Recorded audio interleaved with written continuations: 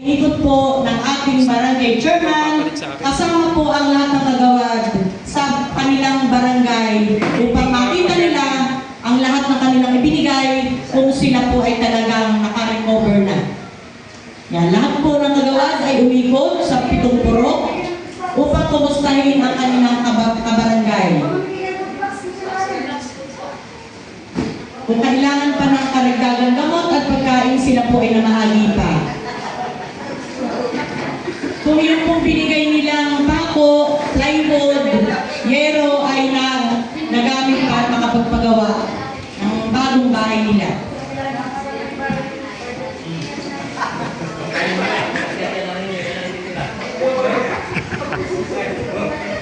Okay na?